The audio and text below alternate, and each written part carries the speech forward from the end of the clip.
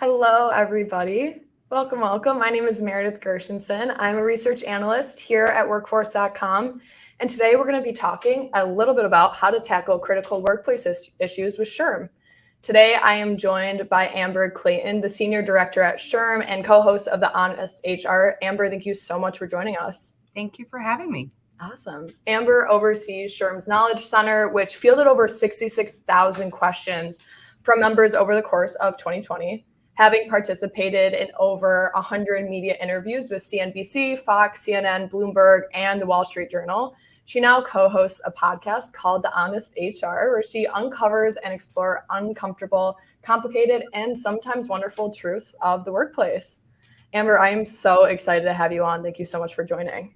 Thank you. Awesome. To give everyone a quick run through of our Big Marker webinar platform we have here, we have the chat box to the right. There you can throw in any and all questions that you might have. To get everyone accustomed to it, I would love for you to type in just where you're coming in from. Personally, I'm coming from Chicago, where the weather is very finicky right now, and we can't just seem to peg it down. So drop it in the chat. I would love to hear from you all. And in the chat, again, you can ask those questions, and we will be sure to tag them at the end during the Q&A.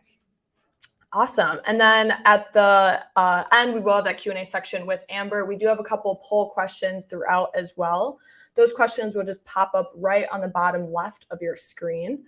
And finally, if you are a SHRM member or HRCI member, we are offering activity IDs for you all. Those are only if you are live. So if you're a member, I will share those PDC IDs at the very end. So be sure to stick around for that. And finally, to give a little background on workforce.com, we are a human capital management software company that specializes for businesses with hourly staff.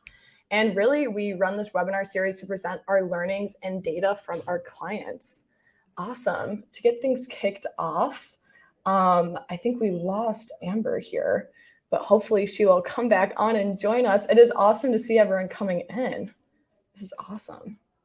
We got Kimberly. Awesome. Amber, you with us? I am. Can you hear me? Yes, there we go. Okay, perfect. Amber, first and foremost, I would love for you to tell us about some of the work that you do as a Senior Director of SHRM's Knowledge Center. Sure. So as a Senior Director, I guess maybe I should explain first the Knowledge Center, what we do.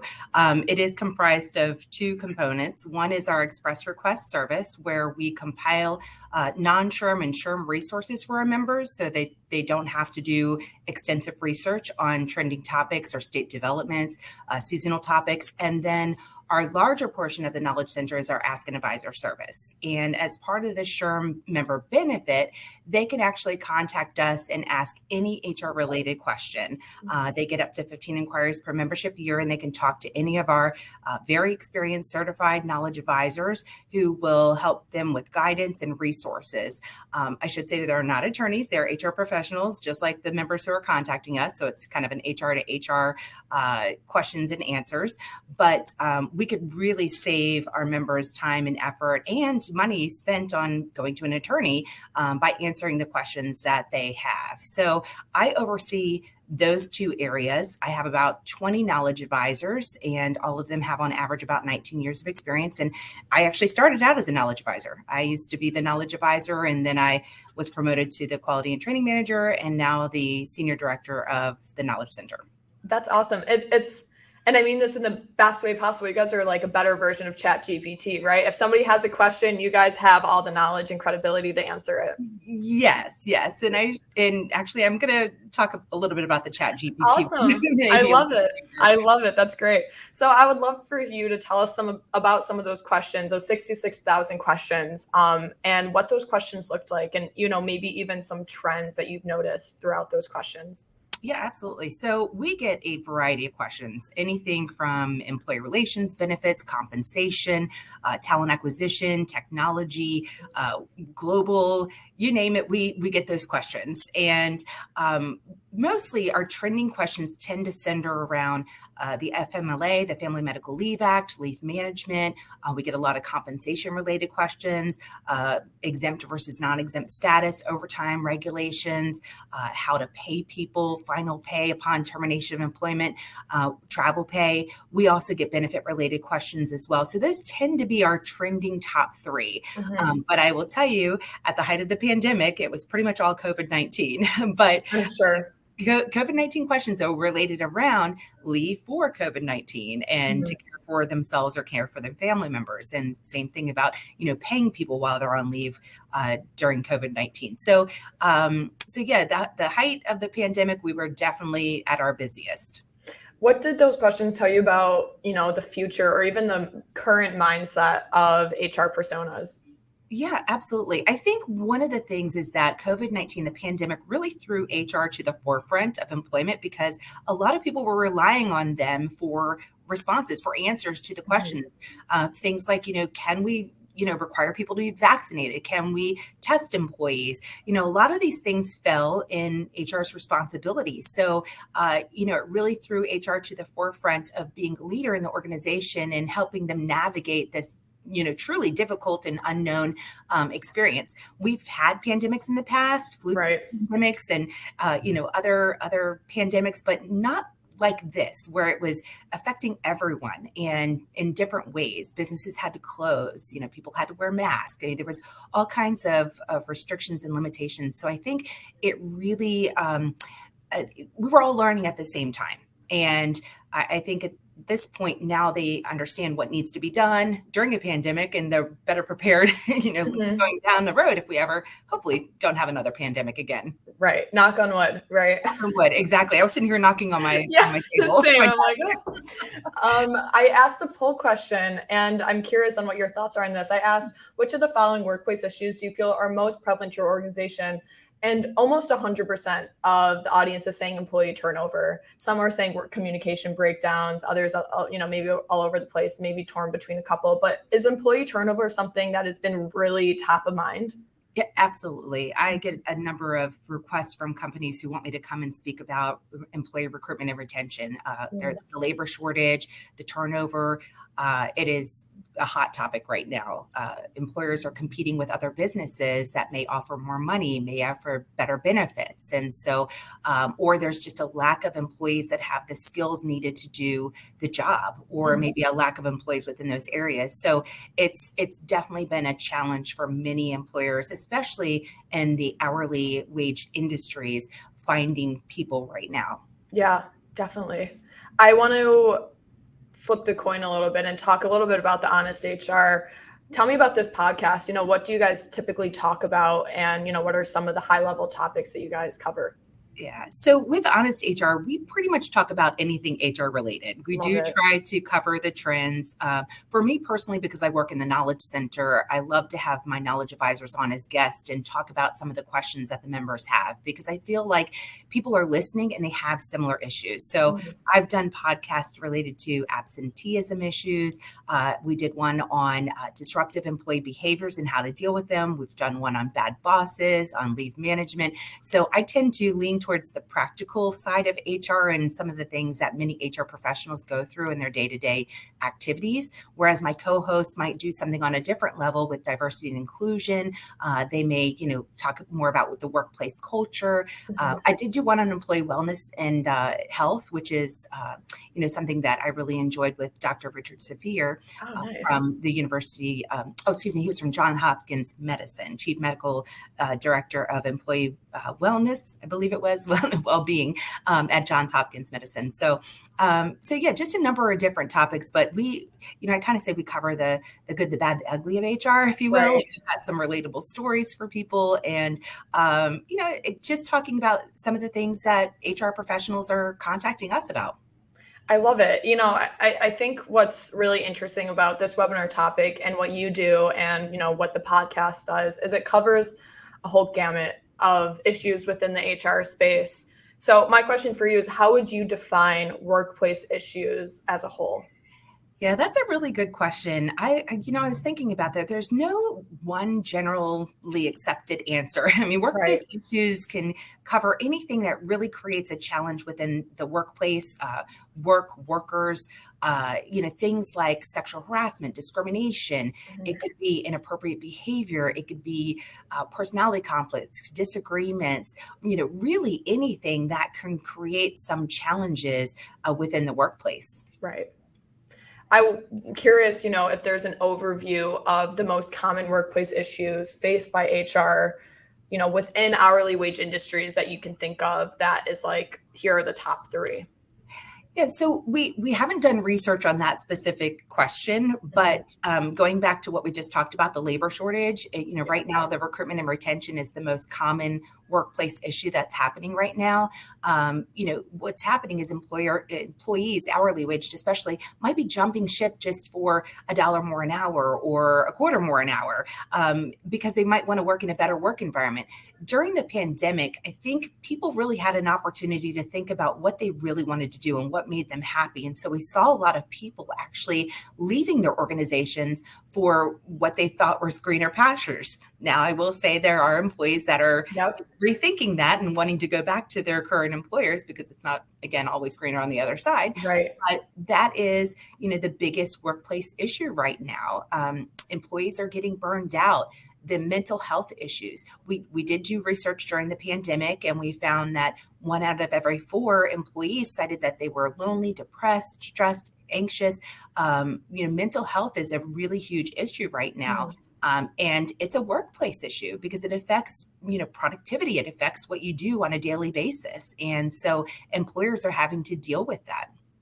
I think it's so interesting the aspect of mental health in the workplace. I think based off of what a lot of HR experts and consultants who have come on these webinars, and we've talked a lot about mental health, there's this dichotomy of crossing a boundary and making sure that there's still that professionalism in the workplace that everyone's accustomed to, right? And I'm curious, what are your thoughts on that? Should HR be more willing to cross that boundary? Should it be something that, hey, at this point in time, we need to be more open about it, or we need to keep that professionalism and approach it with a softer hand, maybe? Yeah, that's an interesting question. Obviously, as HR professionals, people managers, most of us, don't have a degree in psychology or Right, psychiatry. And right. so you really have to be careful about the line that you cross when it comes to mental health issues. Uh, what HR professionals and what people managers, employers should be doing is providing the resources and information to those employees around mental health and wellness, developing programs that can help their employees deal with some of the things that they're dealing with, whether it's work related or personal, problems that are going on within their home, for example. So, really kind of decreasing that stigma around it and having those active conversations and communications and telling people it's okay if you have something going on. There's leave available. We may be able to do accommodations for you if you have any type of mental health and wellness issues. A lot of employees are afraid to come forward with that because they're concerned they're going to be retaliated against, or maybe they're embarrassed by it. So, really trying to just bring down that stigma that, accompanies mental health issues, and letting people know that it's okay, that we're here to support them in any way that we can. That's part of creating that healthy workplace or workplace culture, I should say. Mhm. And the idea of culture is a whole nother topic that we can get into later. But I'm curious, for the audience, I would love to hear your guys' thoughts specifically on the idea of employee turnover. Have people come back to your workplace? Have people who have left are now, looking back on reapplying? I'm curious if you can drop your comments in the chat. That'd be awesome. My question for you, Amber, following that is, how can HR managers address issues related to engagement or even a company's culture? Yeah, absolutely. Again, this is another hot topic right now. And if you think Mhm. about it, recruitment and retention can be affected by the workplace culture. So if there's a toxic workplace culture, we know it's really costly. We know people don't want to work for organizations that have a toxic workplace culture. So they're going to leave. You're going to have issues with retention and recruitment. And so what HR managers and what leaders can do is make sure that they have some values in place, that employees understand, what are the company's values. If you value honesty in your organization, then want to create a guiding principle that says, for example, we won't lie. We're honest in our communications with our employees. You want to create the guiding principles, as I mentioned, which is really the behaviors or the actions that you want of employees. Right. And you want to live and breathe those guiding principles. So, having those values in place, having guiding principles, really, trying to understand, how do your employees feel about the culture right now? Many employers will do cultural assessments of their employees, similar to employee engagement surveys, where they can ask questions related to the culture of the organization. And oftentimes, and even research has shown, that the leader's perspective on workplace culture is actually different than the employee's perspective of workplace culture. And so, really getting down to understand, how do people feel about working in that workplace? And is it toxic? And what can we do to change it? So, being supportive, being open, honest communication, trust, empathy, all of those things help to create this positive workplace culture that can help with the recruitment and retention. That's so interesting. I find it, and it would be interesting to do like a formalized study on this, but I find it so interesting that, we're seeing the two, ideas of culture between the managers, upper managers, C-suite, exec, whatever, versus the frontline staff, those working on the floor. And the turnover is obviously a lot bigger for those, even in the manager, the middleman and up. And it would be interesting to see kind of what that discretion looks like between each of these cohorts and how big of a range that is. Yeah, absolutely. And, it has to come from the top down. Right. So if you have a toxic workplace culture at your leadership, your executive levels, that's going to trickle down to the rest of your employees. Absolutely. So, you want to make sure that you're walking the talk and you're leading by example, especially when it comes to the values and guiding principles, because if you're not, how do you expect your employees to do the same? That's such a good point. I asked a poll question: how confident do you feel in your organization's ability to address workplace issues? One person said very confident. And for the most part, the rest of everybody else said somewhat confident, and some people not very. And I think that's very representative of how HR is supported, or even lack thereof, in their ability to have resources to support their organization and to address these workplace issues. We had a webinar on Tuesday on skill development and tracking said development. And it's interesting, the resources that were handed out at the end were great. And, we're always making sure that we're cognizant on keeping lower on budget, making sure that HR can argue their point. But I think that there's such a lack of resources for HR to be able to fully support and get to that level of very confident. And there might be other reasons, maybe it's more on the employee side of things, just who you're dealing with, whatever it might be, that might be affecting your confidence. But I think that somewhat confident level, I really hope that one day, with technology, with things like Workforce even, can really support it to bring it up to that next level of very confident. But I'm curious, Amber, is this something that reflects where people are somewhat confident about being able to address workplace issues? Yeah, absolutely. And much of it has to do with leadership support. And, I don't want to say every employer, but many HR professionals struggle with that, gaining that support of their leadership and, putting together programs or initiatives that help to improve workplace culture or to deal with workplace issues. And, for those individuals, I would say, talk to your leadership about the return on investment. When you have, like I mentioned, when you have a toxic workplace culture, it could be really costly. I mean, think about the cost per hire. 1.5, 2 times someone's salary just to bring somebody else in and then train them up. Constant turnover is creating problems for your existing employees. They get burned out. They're having to take on other roles, other responsibilities. I mean, all of these things tie back to the finances of the organization and the success of the organization. So I think if you talk to your leadership about those things to try to help them understand that, these programs are going to help in these different ways financially, oftentimes that tends to work better than just saying, I want to develop this wellness program. Right. You have to give the reasons why, that business case as to why this is important and why it's important to spend this amount of money or this amount of time on these particular programs that will eventually help with the recruitment and retention and productivity and success of the business. 100%. And I feel like a lot of these internal processes snowball and cycle on top of each other, where that top-down communication goes all the way down, then goes back up, then all the way down again. Mhm. And sadly, oftentimes, a lot of the issues aren't actually resolved until HR brings up a number on the ROI, on the lack of labor costs, or the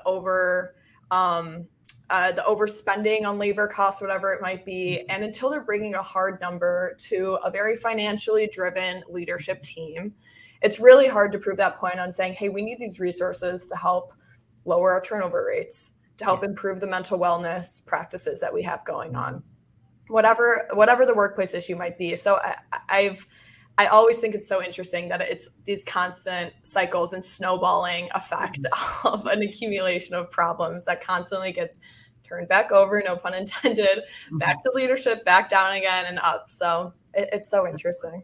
Mm-hmm.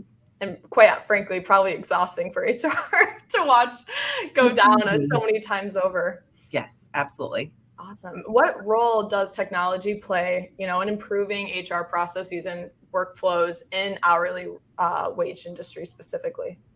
Yeah, I mean, there's all types of uses for technology. Technology can help the employers become more efficient. So, just things like, for example, if you remember, and I don't know, maybe I'm old enough to remember when we had to punch the time clock and you actually put the card in the time clock machine. I mean, there's technology software that allows people to actually go online and do this now, use their mobile phones to clock in and out. It's tied to their payroll systems. There's employers who use self-service technology that will allow employees to log into a portal and update their contact information and sign up and change their benefits, or look up policies. Some employers use technology for training and development, and all of those things make employers more efficient and actually help employees. And then you mentioned the Chat GPT. Artificial intelligence is a big topic right now among employers, and how that's going to help employers and employees. And, many people are already using it. They're using it to answer employment-related questions and to help with their work. You hear about students that are using it to help write their papers. Right. We've actually done a couple of articles on this recently, and just, because it's so new, there are some things just to be careful of.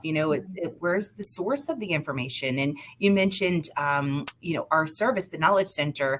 When we provide the guidance and advice to our members on these HR related questions, we try to provide them authoritative resources to back up what's being said. We provide the regulations to them. You kind of have to, make sure that you've got the information and you're not just acting on it without doing some additional research behind it if you're using AI only. Right. So while it's great, it's awesome, and we look forward to, how this is going to impact everyone, you just have to, do your due diligence and make sure that you're not just doing it based on what you're seeing online, but you're actually, looking into it further. I want to shout out Alfonso's comment in the chat. They said invest in good EAP benefits. And for those that don't know what EAP is, it's Employee Assistance Program benefits. I'm curious what your thoughts are on those.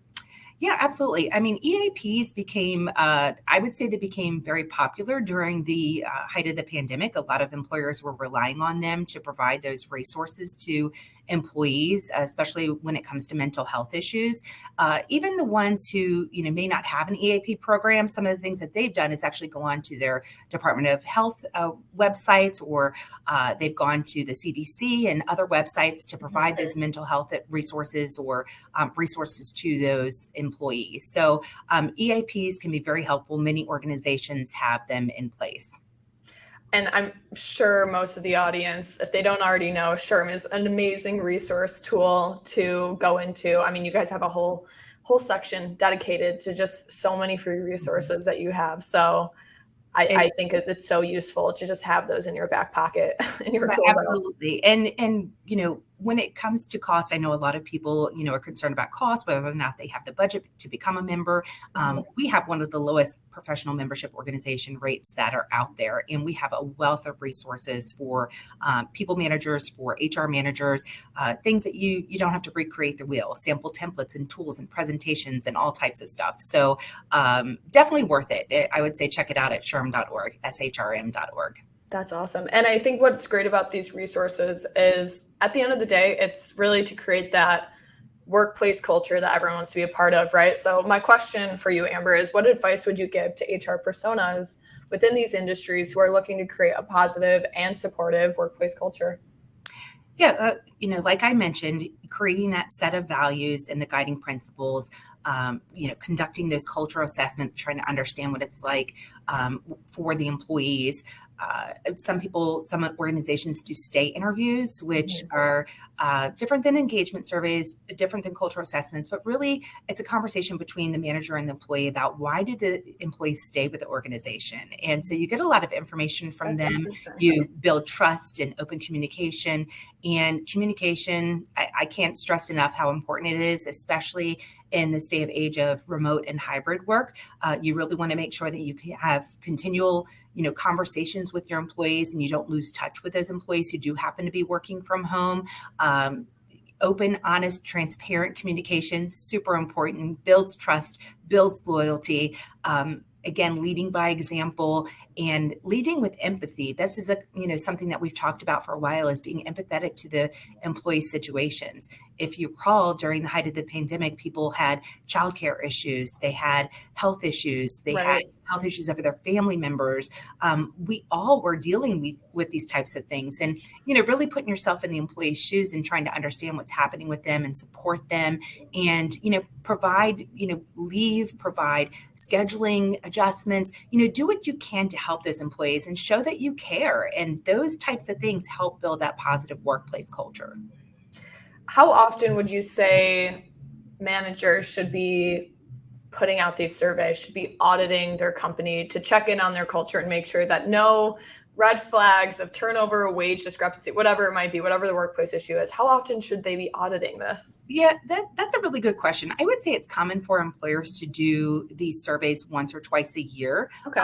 Some of them might be what's called pulse surveys, which are not as detailed as maybe the first assessment that has gone out. So I would say at least once or twice a year, just to see how things are going. And especially if you're an organization that has high turnover, you want to be able to assess, what's happening, and maybe even on a quarterly basis, something short to all the employees, so that you understand what's going on and can help improve in those particular areas that might be deficient.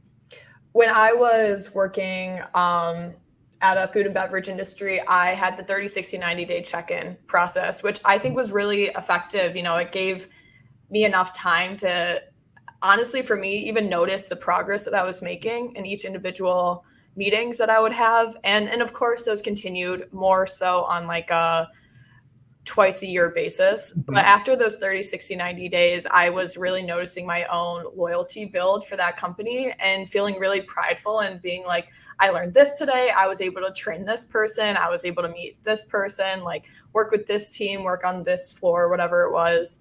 And I just thought it was such an awesome, consistent process to have, especially when you're introducing a new hire and trying to show them, hey, if you're seeing anything, because those are the hires that are really going to be the eyes and ears of the place. If you're seeing anything, let me know, as HR, please tell me. So I think it's such a good tool to have.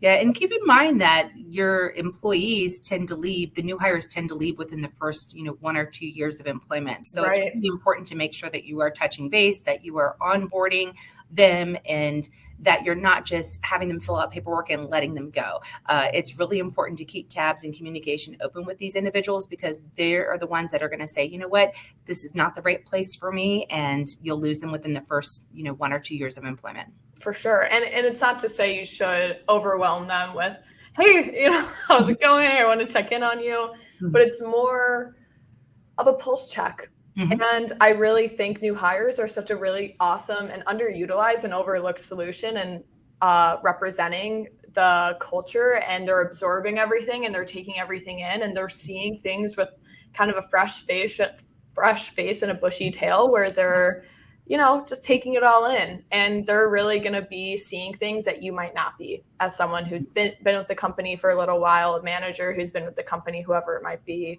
evaluating them. Yeah. And one of the things I would recommend is, be really transparent about what the job is when you're interviewing candidates, because oftentimes there's a mismatch between what the candidate thinks the job is and what the job really is. And so, for me personally, I always say, this is a statement I say a lot, the good, the bad, the ugly, but I really do give our candidates the good, the bad, the ugly, because I want them to understand what the job is and make that determination as to whether or not it's a good fit for them, just like I'm making the determination if they're a good fit for us. We also do job previews, letting the people shadow someone so they could see what the job entails and make that decision. Those things tend to help reduce the turnover, because when they come into the role, they know exactly what to expect. And it really helps to retain people when you do those things in the front end of the hiring process. I love that. I think job previewing, that's such a good idea, and giving people the experience. Again, on Tuesday, I was talking to our guests about skill development. That's something he brought up in terms of give them an idea of what skills they're going to be able to develop and get them excited about that. Mm-hmm. And again, creates that loyalty, ends up affecting that turnover rate to create it lower, helps the labor costs, bring that up to leadership, and you got yourself a deal. Yes, absolutely. I want to talk a little bit more about employee engagement and retention. So what are some strategies that can be used to improve engagement and retention as a whole, or maybe even some overlooked solutions? Yeah, I hate to sound repetitive, but just going back to that workplace culture and being transparent, open, honest, building trust, being supportive, flexibility is really important. And oftentimes employers think about flexibility now as, allowing somebody to work remotely or allowing them to do a hybrid of both remote work and at home. But we know that's not always feasible in the hourly waged industries, especially hospitality, restaurant, retail, healthcare. And so, think about flexibility, not just as those, remote and hybrid, but also think about, scheduling adjustments, allowing somebody to come in late if they've got an appointment or leave early, allowing them to take a day off, encouraging them to take vacation so that they're not burned out and not contacting them while they're on vacation, just allowing that flexibility to take care of themselves on a personal level really helps those employees. And again, instills that, I'm being supported by my employer so I can take care of these things. That's not to say that you don't want someone taking advantage of you and having a pattern of calling out on a Friday or Monday. Of course, those, can be issues. But I think, just thinking about flexibility in a different way, as an employee, just knowing that my employer is going to be okay if I ask to take off to go to an appointment, it makes me feel really good. I feel like I can, handle what I need to handle and not, I'm not going to get penalized for it. I'm not going to get fired for it. So, something like, flexibility is really important. The other thing too is professional development, as you talked about, very important to employees. And we're not just talking about professional development just for their job alone. Many employees or candidates are looking for businesses that will allow them to grow in different ways. So it might not even be something that's related to the job, for example, providing a benefit like American Sign Language, allowing them to learn something different, something of personal interest to them. Those types of things can really help build employee engagement and retention also. And teamwork, again, that virtual on-site, making sure there's collaboration, that there's teamwork, and regular meetings with your employees. Those types of things are going to help build that employee engagement and retention. I was reading this newsletter from, I believe it was HR Brew, HR Dive. It was one of those. And they were talking about getting more creative with your benefits and incentives a little bit. And I thought it was interesting. They were talking about how, these meetings, these one-on-ones are not just a culture check on your company at the end of the day. It's also to learn about the employee and what they're interested in outside of maybe just work and getting creative there. So for example, taking the American Sign Language, if that's something that your employee is like, I'm actually trying to learn sign language on the side, whatever it might be, offering them a course or something as a little incentive, a little bonus to say, hey, like, you're doing great. Here's a little bonus. It goes so much more beyond than the Starbucks gift card or a pizza party for the company, whatever it might be. And I think those things create such a big and long lasting impact on retention and turnover as a whole. Yeah, and just to add to that, when it comes to the benefits, you want to customize them. The Yeah. benefits, that's the key. I mean, think about it. You're offering, let's say, for instance, dependent care accounts for employees who have children, and they, send them to daycare, and you could use this tax-free money in order to pay for it. Well, that might not be appealing to somebody who's just coming out of college who doesn't have any children. Yeah. You really have to think about customizing the benefits for everyone within the organization. Now, of course, you're not going to be able to please everyone and have every benefit in the world, but there's so many things that could be offered outside of your traditional healthcare, vision, dental. You could offer things like food delivery service or gas cards, helping with the transportation. I mean, student loan debt. That's another one that's a really big one. A small percentage of employers offer that, but that's huge for someone coming out of college who, still has debt from that. So, really trying to customize it based on your employee population is going to be helpful.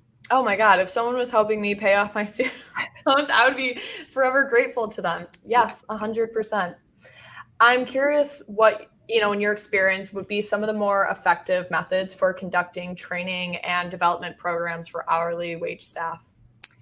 Yeah, I think this is really going to depend on the size of the organization and the resources that they have available. I've worked in retail, restaurant. I've worked in healthcare where we have a lot of hourly waged employees. And, for me personally, I always found it really helpful to have training all at once for the team, just because they're hearing the same message. They're hearing the same questions and answers. There's no confusion as to, oh, I got this information in my session, but I didn't get it in your session. Or, there's just everyone's getting everything at the same time. Now, that's not always feasible for employers. Sure.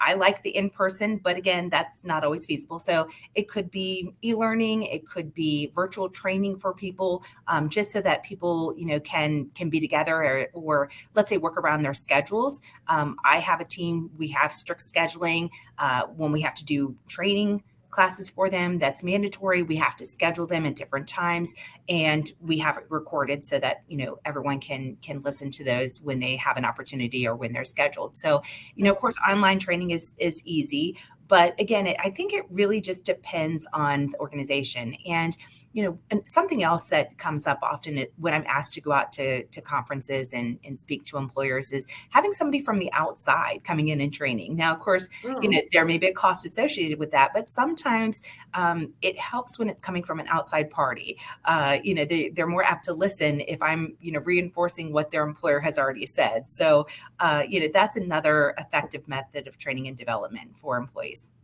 That's great. And again, I think backlogging a lot of those training practices, recording them, putting them online in either a Dropbox or a Loom video or, just on YouTube, even unpublished or unlisted, I think is so smart. And it really helps with those processes internally for HR to kind of just make sure, all right, did you do this training? Check, done. Perfect. You're ready to go. And then they go off and shadow someone, whatever the in-person work might be. But yeah, I do think that having those training practices and protocols logged somewhere on a Google Doc, on anything simple that's free, easy, accessible, that we kind of know everybody has access to for the most part, is really great. I think that's such a good point. And just to piggyback on that, if you have a learning management system, an LMS, usually they'll have a dashboard. You'll be able to track your employees' training, ensure that everybody's taking it. Sometimes there may be quizzes so that you can test their knowledge at the end, even at the beginning. There might be a pre-test where you're understanding what is it that they already know, and then after the training, you're doing a post-test so you can see what they've actually learned from it. So, there's some great resources out there that can help manage and track that education. Definitely. And I think to piggyback off that, assessing the before and after on where they're at and their confidence and their ability is brilliant. I think that those types of assessments where it has all right, first and foremost, no training done. How are you feeling? How are you feeling about running the cash register? How are you feeling about busing, whatever it might be, even if it's a small mundane task, and then doing some training, doing some shadowing afterwards. Okay, how are you feeling now? Somewhat confident, hopefully very confident, whatever it might be. And then assessing there. And then if they're like, yeah, still not confident at all, go back and reassess, go back and look back on your programs and your tools that you have and say, all right, it seems like we're missing the mark in this sense. Let's maybe bring in some outside help here because this is where we're really lacking, or this is where we don't have the time or effort for at the moment.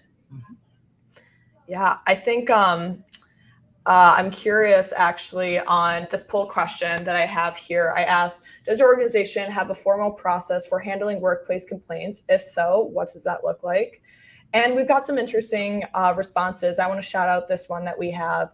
We use an online portal that routes to HR. The employee can communicate anonymously, and details of the concern can be specified through this portal, which allows for interactive conversation throughout the portal. I'm curious on what your thoughts are on this. Is this something that you're seeing a lot? How does the anonymous communication work from those who are named, if that makes any difference?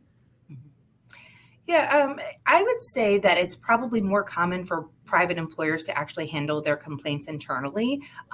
But there are organizations who do look at those services that provide a tip line, ethics hotline, so that employees can actually go in and file anonymously or not on these particular hotlines, rather than going directly to their HR department or to their managers. And so how that information is received by the employer really, it depends on the vendor and what is set up, the contract between the employer and the vendor. Sure.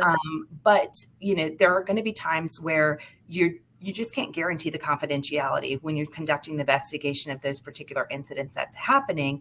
Of course, you want to make sure that you are only communicating it to individuals on a need-to-know basis, and you're keeping it as confidential as you can. But sometimes you just can't guarantee it, because you might have to name someone in order to find out exactly what happened. So, but the ones who do have the internal communications, usually it's some kind of a process where they have to go to their supervisor first, their leader, and then maybe they go to HR, and then take it above HR. Chain of command. Exactly.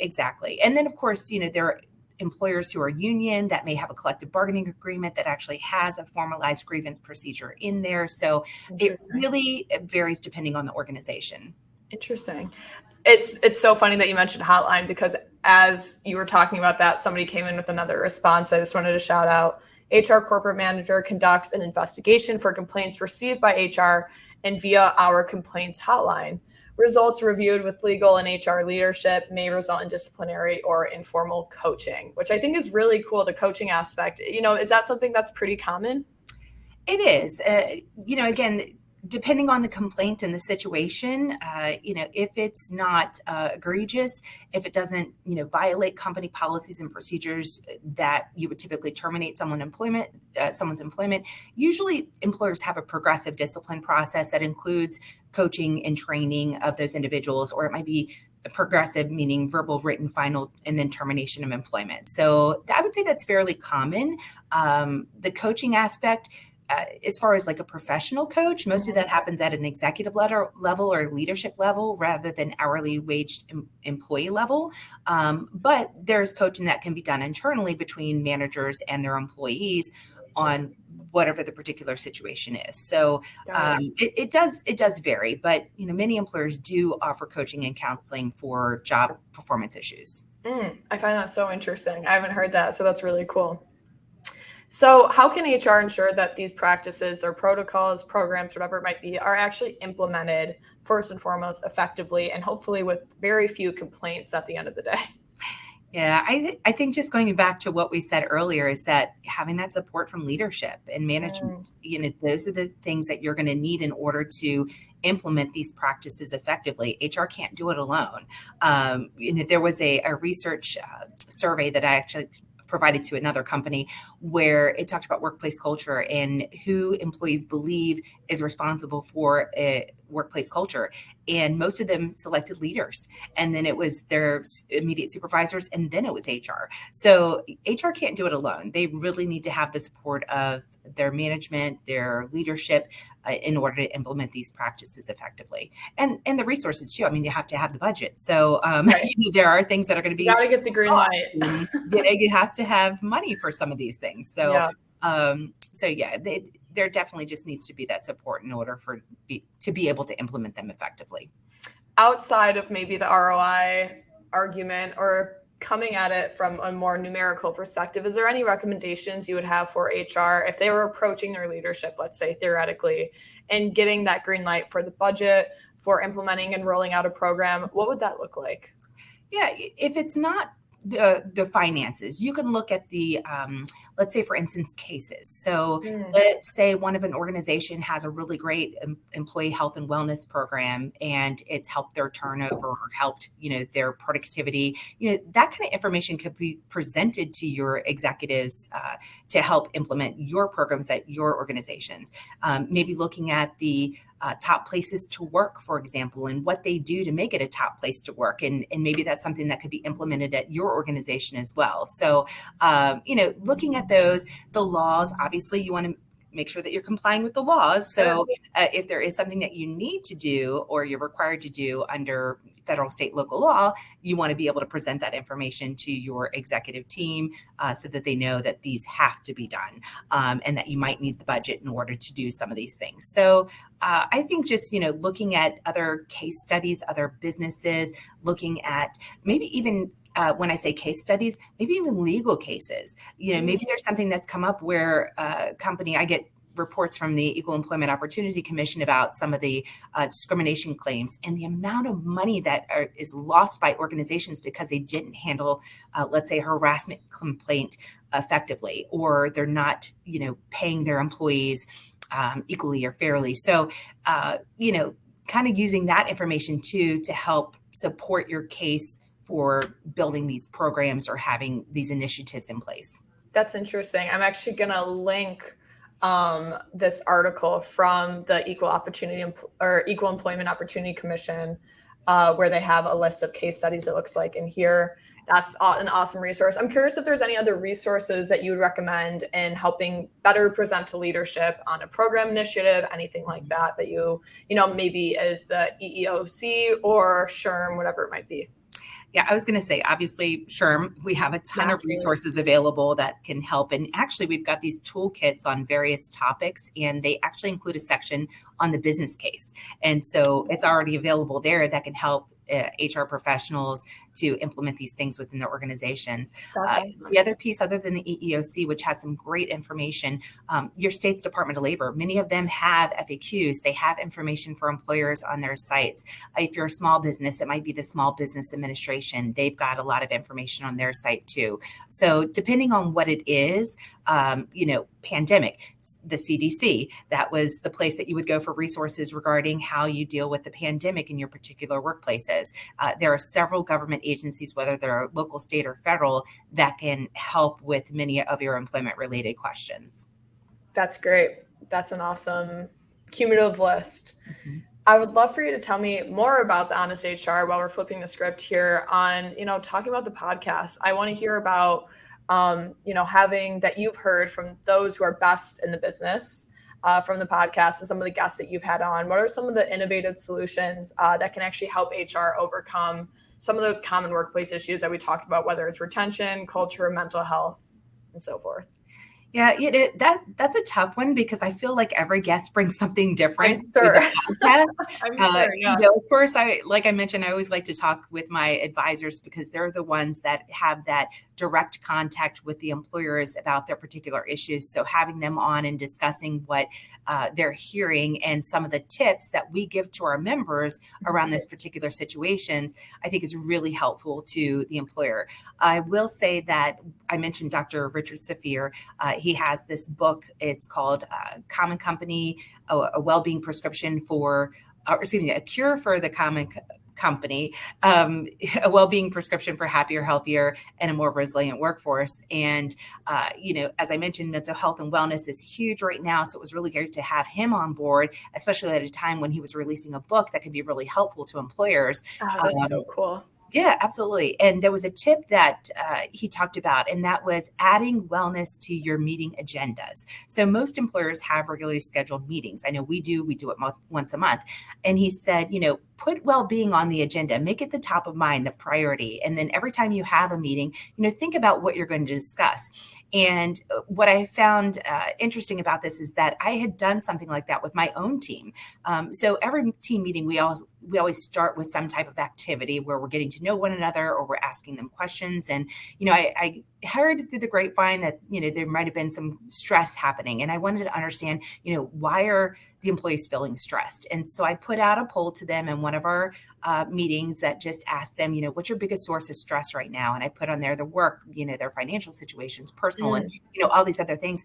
And what I learned at that particular time was that work was stressful for them. And so, we were able to talk about it. Of course, the poll was anonymous, but I could see based on the percentage that, several people felt like they were stressed because of work. And so it really gave me an opportunity to think about, what we can do and to talk about that with the employees on how we can relieve our stress. And we engaged in this conversation about doing things like gardening and yoga and, writing down in a journal. I mean, everybody was sharing ideas on how they release stress. And it just ended up being this really great meeting of the employees. And so, having wellness or health and wellness on your meeting agenda is really a great tip in my mind to keeping it at the forefront and to letting employers and employees know that we care about what's happening and we, want to help. What a great question to ask to your team. I mean, it really got to the root of the problem. You were able to have a really open conversation because, what's great about that question is it's not like they don't know what question they're filling out. They're aware that this is going to come back to you and they're comfortable with that. And that shows also the kind of leadership that you're leading as a director of your team to have your team feel comfortable and saying, yeah, work is stressing me out. Work is actually the culprit here. I hate to say it, but you guys were able to have a nice conversation about it, talk about how you all relieve stress in different ways and what sort of activities that look like, and maybe how we can maybe bring a little bit of that, gardening, cooking, whatever it might be, into the workplace in a small way. I think that's brilliant. I think that's so cool. Yeah. And I'm going to brag a little bit here because my team has one of the highest engagement scores, which is great. And, and I feel like the activities and the conversations that we have with our employees really help to engage them. So I always am very proud that we have such a high engagement score in the organization, but that also reflects in the work that they do because we are way above the best in class for contact centers across the globe when it comes to member satisfaction. So, their satisfaction within their work with us is, carried forward to the members who contact us. And, our members love the information and resources that we can provide to them to help them. We touch more than 240 employers a day with their challenges. So, I like to, share that information because I'm very proud of it. I'm curious, as a follow-up to that, how do you score your team? What engagement scoring do you use? Does it look different from other teams within SHRM? No, actually, we have the same employee engagement survey that gets sent out to everyone in the organization. So we've got a third-party vendor that we work with, and they're asking the same questions, and we can see what our scores are and, how they compare to other departments and how they compare to the organization as a whole, but also how they compare to other professional membership organizations or nonprofits. So it's really great to see, where we fall with comparing us to other places. And my team is one of the larger ones in the organization. So that, again, makes me even more proud that we have such a high engagement score. That is awesome. I mean, yeah, pat yourself on the back for that. That's really impressive. That's great. That's so cool. I'm sure for those within the hourly wage industries, there's something out there. I'm almost positive if you look up free engagement score audit or something like that, there will be a bunch of things that pop up. So that's a really good point. And having that third-party vendor, I'm sure it kind of keeps biases in check. It keeps you all as a whole organization. Comparing it to other organizations similar to yours is so crucial. So that's awesome. That's really cool. Thank you. And just, another thing on the employee engagement surveys, you have to act on it. Don't just, get that information and not do anything about it, because then it's not going to mean anything to the employee. So whenever you get their information, whether it's quantitative or qualitative, you don't want to retaliate against employees. You want to be able to take that information and help improve your workplace culture. Yeah. I hear that often where employers will do the surveys, but then nothing will get done. And employees are like, well, why bother filling it out? Of course. Why bother filling it out if nothing's going to be done? And, we try to get 100% participation in our surveys and usually do. Yeah. And I think you bring up a good point. That idea of regularly checking in keeps not only the employees in check, but also keeps the managers in check in the sense of, okay, this is where we have to audit. not only our employees, but ourselves, and keeping on track and saying, okay, what am I going to do with this information as HR, as a frontline manager, as operations? What's my role in this? So I think that's such a good point. And being clear also that you're not going to be able to change everything. There may need to be things done in chunks, but you have to let the employees know that so that they understand that it's not being ignored, but you're not going to be able to change everything that comes through on an employee survey. 100%. That's so true. I did drop the link to Richard Safir's book, A Cure for the Common Company. I think that's such a great resource to look into. So I did drop that into the chat if anyone's curious. I would love to go in the Q&A section. I did get a couple of questions emailed in, so I'll start with those. If anybody in the audience has a question, throw it in the chat. We would love to hear from you. I'll tag it and we'll be sure to get to it and prioritize it. First and foremost, we have a question from Leslie H. Leslie asks, how can businesses get ahead of an issue like engagement or retention before it snowballs into a bigger problem? Yeah, that's a really good question. And again, going back to that workplace culture, I hate to sound repetitive when I say these things, but going back to the workplace culture is really important, in making sure that you have established values and guiding principles and living by them. There's no one simple answer to that question. I think it really depends on the organization, but just focusing on things like the communication, the flexibility, the benefits recognition, leading with empathy, all of those things can help. Most employers are not startups, so they've already had this culture built, if you will. It could be built by the founders. It could be built by the successes of the organization, how things have worked in the past, but that doesn't mean that it can't change. And so if you see that the workplace culture is really not great, people are leaving, they're disgruntled, doing those assessments, doing those stay interviews, all of those things can help you to improve the workplace culture and make it a great place to work. People want to be there. I know that some of the reasons that were given for top reasons for employees leaving the organization per our research in the past couple of years has been compensation and benefits. But if you really think about it, if you have a great place to work that you enjoy, you really love the people that you work with, you love the work that you do, you're not going to leave the organization simply for compensation and benefits for the most part. I mean, there are people obviously that need, everybody needs money and everyone needs benefits. But if you really love what you do, you're less inclined to leave the organization. You heard that thing, people leave managers, they don't leave jobs. Yes, I was just going to say, I'm like, what's that old saying? It is. That is the truth. And most of the time when they leave the organization, they don't say that. They say, I'm leaving for better compensation, when in reality, it's because they don't like working there. It's the culture. It could be the manager. It could be the work that they're doing. It's so true. I had a friend, and this is a salaried employee, this is someone not necessarily in the hourly workforce, but I had a friend who was in a job and he was really happy where he was. He was in more of a startup type of culture, great manager, great employees. He actually got offered double his salary and was like, I don't think I want that. Like, it's a completely different mindset. It was all remote. He was hybrid in this job, and he turned it down because he was like, I really don't think that this is something that is going to be good for my mental health at the end of the day, not something he would really be happy with and fulfilled by. And it wasn't worth the price tag. And I'm like, God, that's double your salary. And he was like, no, I can't do it. So I actually had something very similar. I was leaving an organization. They countered offered with a very large amount of money, and I still decided to leave the organization just because of the workplace culture. It was too much. It was too stressful, and the money was not worth it to me. Right. I've been here at SHRM for 11 years. I can still honestly say I love my job. I love the team.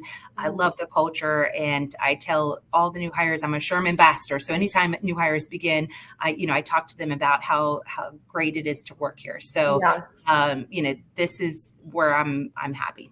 That's awesome. I mean, that is such a testament to the culture of SHRM for sure. We have a question from Ruben P, and we might not get to all the questions here because we're coming up at the 2-minute mark, but Ruben asked, do you recommend any resources surrounding how to best address grievances within the workplace? We kind of touched on this a little bit.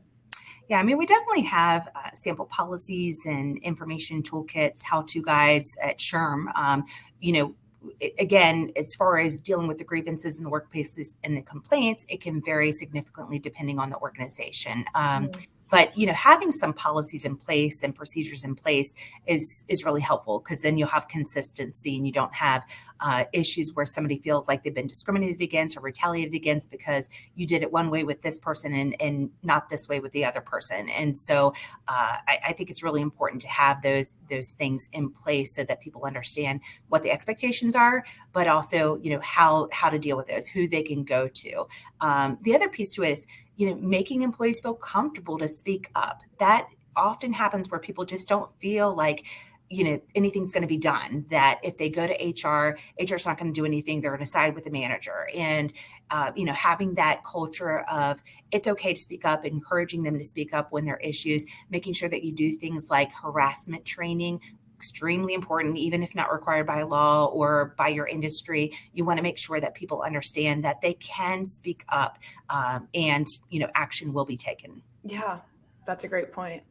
Awesome. As we are at that 11 a.m. Central Time, at least, mark, I wanted to thank you for your time, Amber, and coming on and sharing some really insightful information on such a broad topic and helping us narrow it down a little bit and simplify it and offer some awesome resources that we dropped a couple in the chat. So feel free to interact with those. And